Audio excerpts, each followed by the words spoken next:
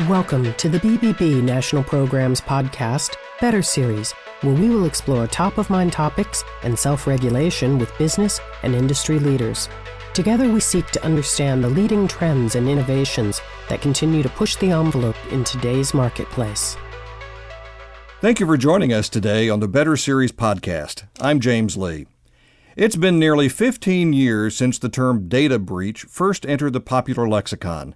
Since 2005, there have been more than 10,800 data breaches that exposed more than 1.6 billion records in the U.S. alone, and we're still counting.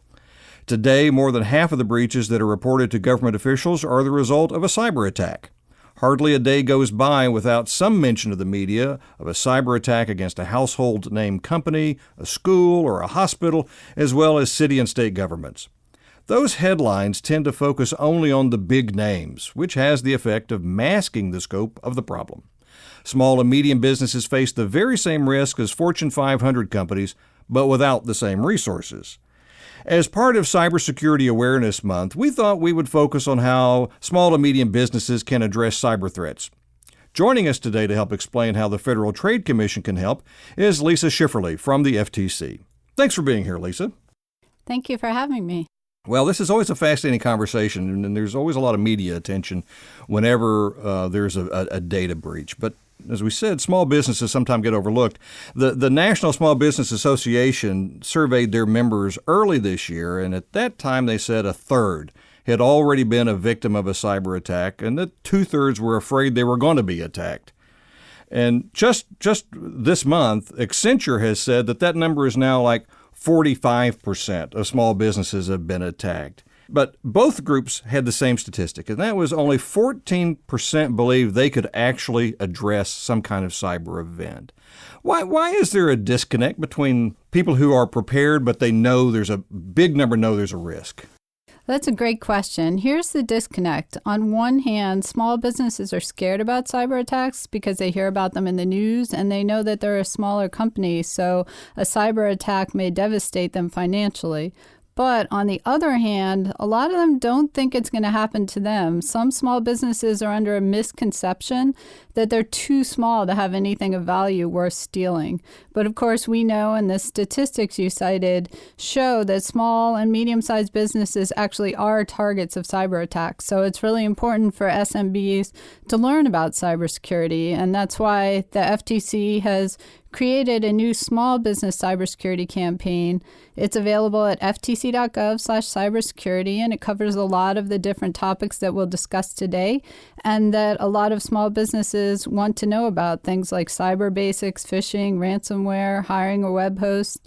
And at that website, ftc.gov/cybersecurity, small businesses can find fact sheets, quizzes, and videos, all designed for SMBs to train employees about how to avoid cyber attacks. What are the ways that small and medium businesses find themselves on the wrong end of a cyber attack? There are a lot of different ways that they can be on the wrong end of a cyber attack. It can be any vulnerability that affects them. It can be something as simple as a weak password, like password 123, or an admin password that's just set to admin. It can be something like unpatched software, forgetting to update your software. It can be even a laptop that's left in an employee's car and then stolen, or an employee who puts sticky notes on their computer with their passwords written on it. Or it can be something more complex, like a remote access vulnerability, like if there is a computer that's logging in from a remote location and it doesn't have the proper security protocols, then a hacker might get in through there. It can be something like scams, like a tech support scam, or even phishing scams that allow hackers to get into your system and then have a cyber attack. We think of cyber attacks. I mean, in the sort of the popular culture, you think of what you see in the movies and you see on television. We think of those as being very highly sophisticated attacks with, you see a lot of scenes in entertainment where there's people with computer screens and blinky lights and everything. But that's not necessarily what really happens, especially in this part of the economy. We're talking about small, medium businesses. There can be sometimes pretty unsophisticated. The FBI and the Department of Treasury have been tracking business email compromise. So phishing is another way of use a term, and they put a price tag of $26 billion in the last 2 years, half of that just in the last year. For small businesses, what should they be doing to avoid falling victim to one of these business email compromise attacks or any other kind of phishing attack against a website or a social media account? Right, and these phishing attacks are the type of attack that small and medium-sized businesses are telling us they're most concerned about, whether it leads to ransomware or not. But it's really important that small and medium-sized businesses have both training and technology to address phishing.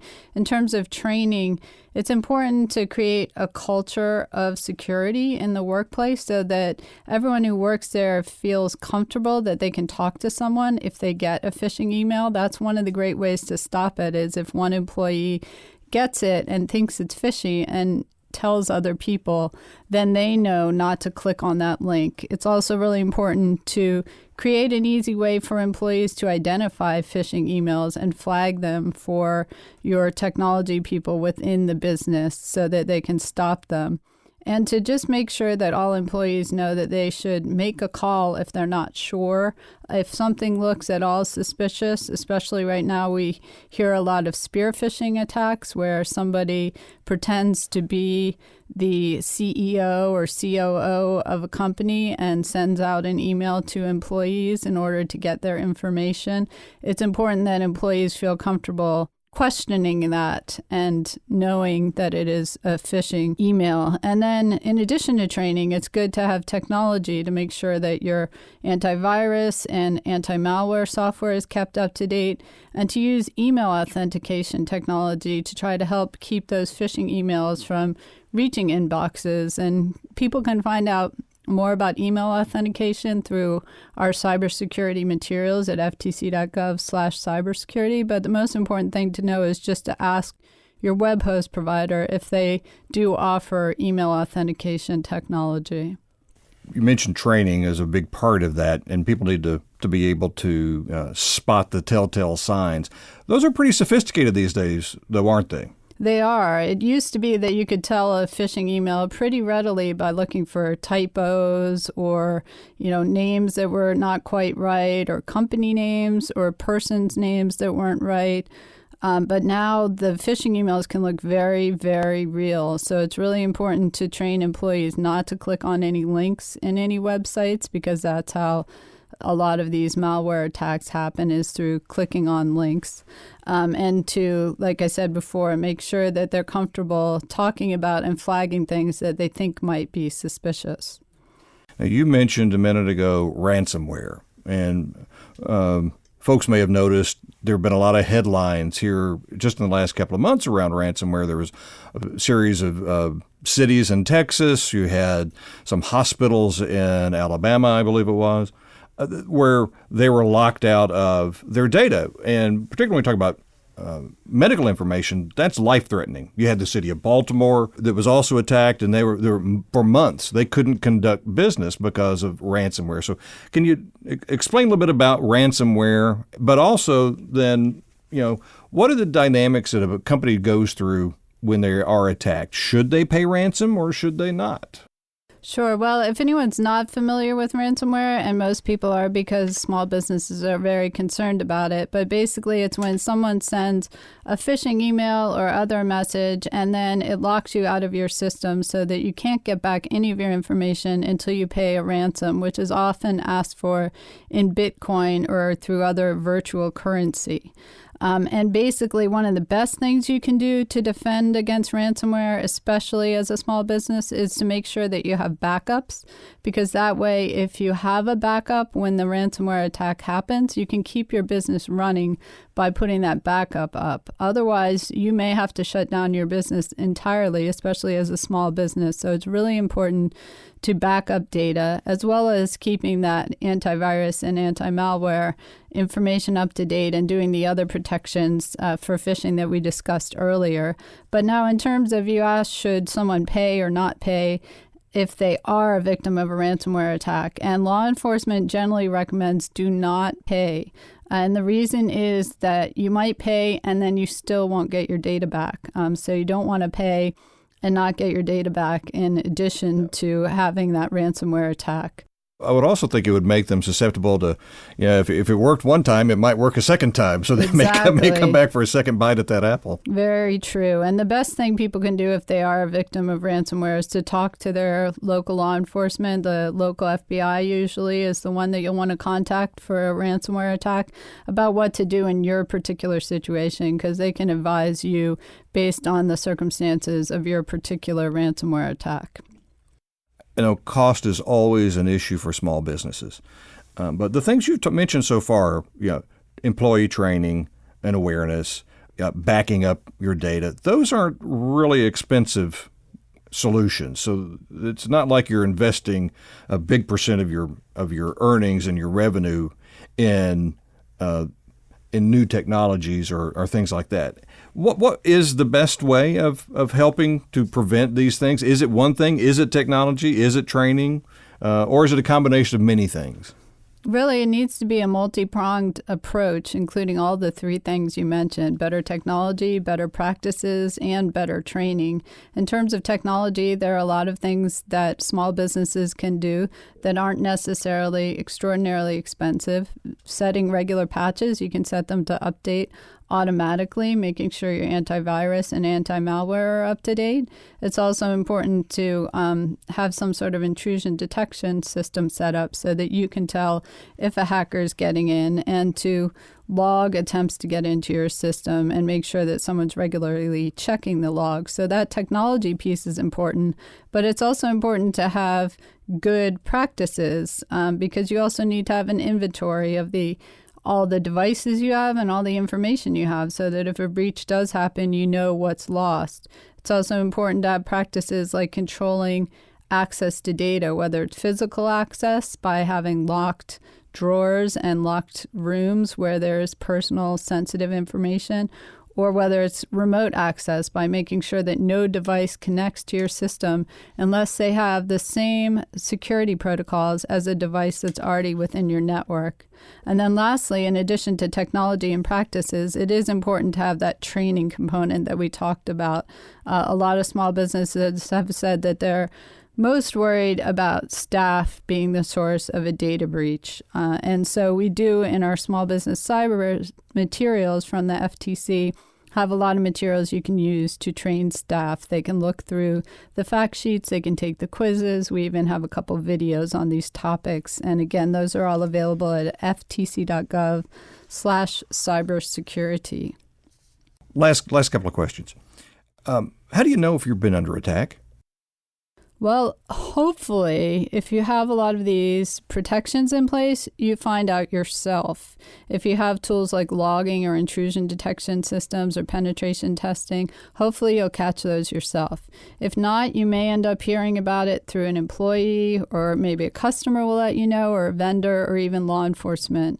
And of course, that's not really the way you want your small business to find out about an attack. It's better if you find out yourself. So that's why all of these small business cybersecurity principles that we're discussing are so important.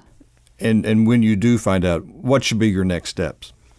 Well, if you find out your business is a victim of a cyber attack, there are a few things that you should do.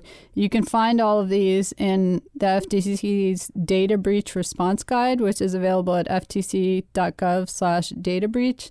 And your exact response is going to depend on, exactly the nature of the attack and type of information that was exposed. But here are a couple basic principles. First, it's important to secure your operations so that you stop any additional data loss. And if there's any information that got out there on the web improperly, to take that information down. Second, you'll want to fix any vulnerabilities by doing things like checking network segmentation and also working with forensic experts if you're able to hire forensic experts. And finally, you'll want to notify appropriate parties, and that could include customers, employees, and law enforcement. And businesses will need to check their state data breach laws in addition to any health-related privacy laws if it's health-related information. Lisa, last time, what's that web address where people can go for more information? ftc.gov/cybersecurity. All right. Well, thank you for joining us today. Lisa Shifferle from the Federal Trade Commission. Thank you for having me. And thank you for listening to the BBB National Programs Better Series. Don't miss an episode by subscribing now to the Better Series by visiting our website, bbbprograms.org. Then click on the podcast tab. You'll find all of our episodes there, where you can listen on your Apple Podcast app or your favorite streaming platform. You just enjoyed the Better Series podcast. Be sure to tune in next time for a brand new episode. To learn more about our other shows, visit betterbusiness.blueberry.com. That's betterbusiness.blueberry.com. Follow us on Twitter at BBB_NTL programs. Send your comments and ideas to podcast@bbbnp.org. The thoughts and opinions expressed on this podcast are the views and opinions of the guests, not those of the BBB National Programs or its affiliates. This podcast is for information and educational purposes only and is copyrighted with all rights reserved. This podcast is protected by Blueberry's Terms of Service.